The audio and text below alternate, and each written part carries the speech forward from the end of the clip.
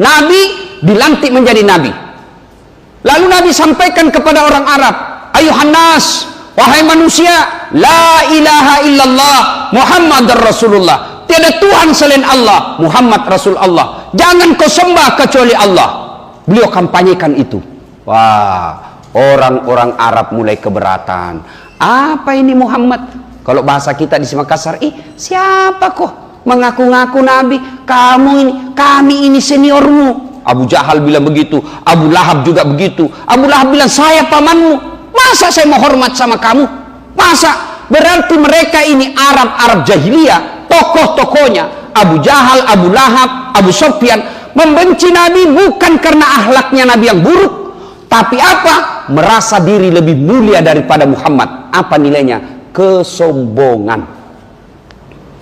Hikmah keempat, tahun baru Hijriah, hilangkan kesombongan.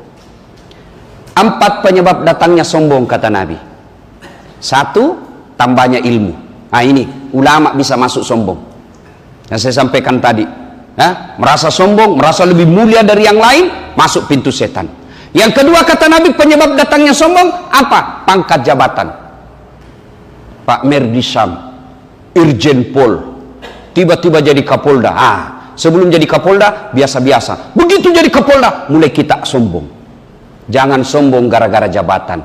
Jabatan Pak sekejap saja, sebentar saja, sebentar. Sudah berapa Kapolda selama Bapak jadi polisi?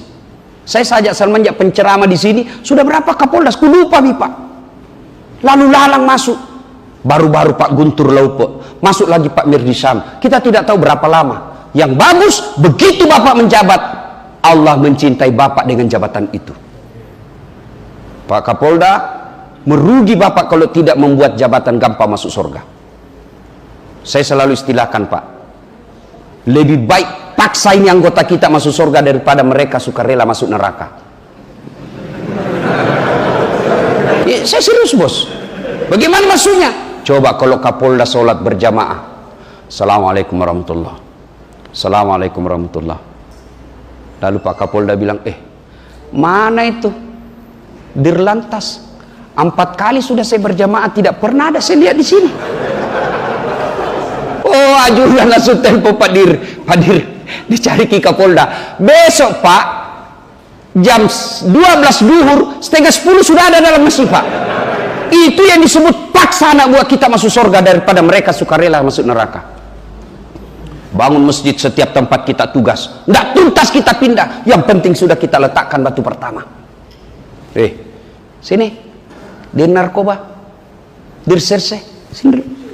Itu ada masjid saya bangun. Berapa sak? Siap komandan. 5.000 sak. Selesai komandan. Itu yang namanya paksa anak buah masuk surga daripada dia sukarela masuk neraka.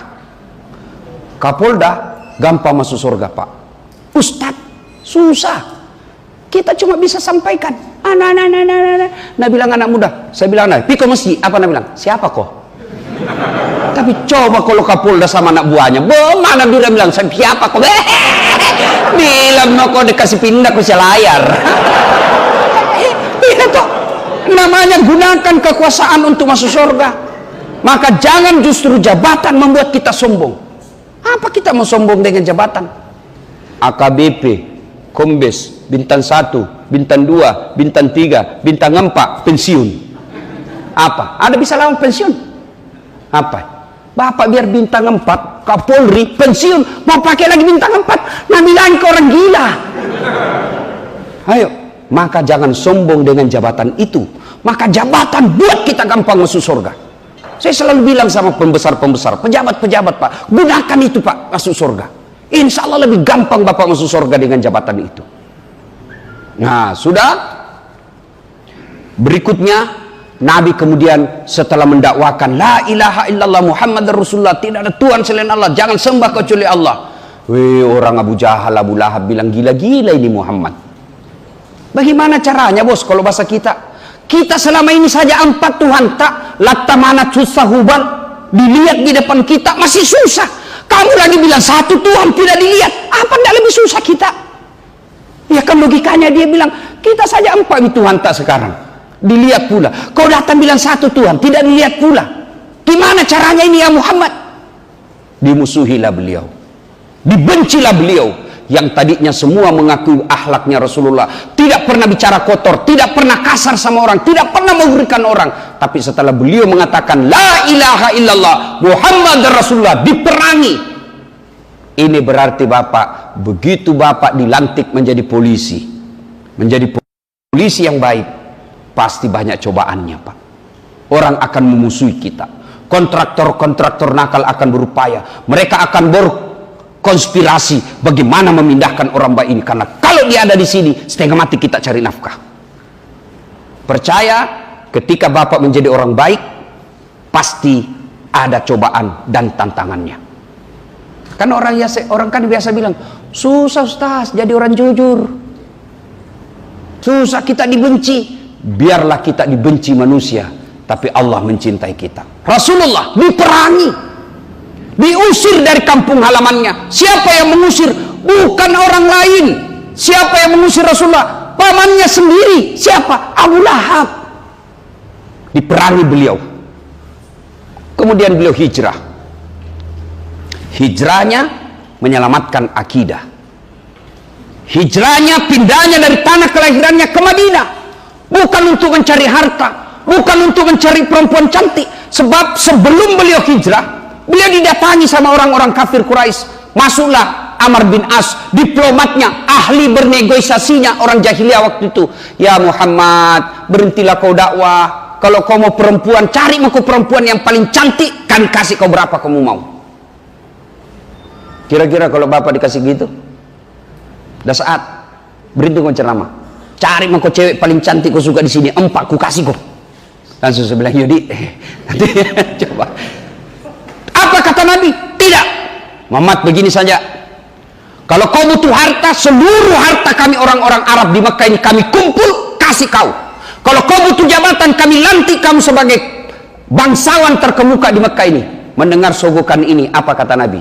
Biar kau kasih matahari di tangan kananku, bulan di tangan kiriku, saya tidak akan berhenti mengatakan la ilaha illallah Muhammadur Rasulullah. Sekali benar, benar sampai mati. Nah, amalkan Pak Polisi. Apa pelanggaran ini? Pelanggar pasalan. Sedikit Pak. Lama semua? Kamu songkok-songkok saya, ku tambahi pasalmu, menyogok petugas. Itu Pak. Bisa gitu Pak? Insya Allah. Makanya Bapak harus rajin berdoa. Makanya Bapak harus selalu berdoa. Apa doanya? Allahumma arinal haqqa haqqa. Ya Allah, tunjukkanlah yang hak adalah hak, dan berikan kemampuan bagi saya untuk menegakkan yang hak itu. Tunjukkan yang batil adalah batil, dan berikan kesanggupan kepada saya untuk memerangi kebatilan itu. Itu doanya para polisi yang baik diamalkan. Bahasa Arab Ustaz, tidak kuhafal, jangan pakai bahasa Arab. Tidak ada kewajiban berdoa pakai bahasa Arab. Daripada Bapak berdoa pakai bahasa Arab, bingung nanti malaikat. Kenapa? Bapak tidak tahu artinya. Saya kasih contoh. Bapak mau doa cepat dapat rezeki? Mau? Betul? Oke, saya ajar. Kita ikut bareng-bareng. Ini doanya memudahkan rezeki. Bismillahirrahmanirrahim. Bismika Allahumma ahya wa bismika wa amud. Apa doa tidur itu bos?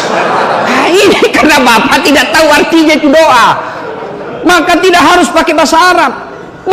Bapak sebelum keluar kerja, selesai makan sarapan, Bapak berdoa menghadap kiblat. Ya Allah, saya sebagai aparat hukum, tanggung jawab saya sebagai pengayom, pelindung, pelayan masyarakat. Ya Allah, tunjukkan hak adalah hak, berikan kesanggupan kepadaku melaksanakan hak itu. Tunjukkan yang batil adalah batil, dan berikan kesempatan kepadaku untuk memerangi kebatilan itu. Bismillahirrahmanirrahim, Allahu Akbar. Bismillah Allah, bismika Allahumma ahya wa bismika wa amud.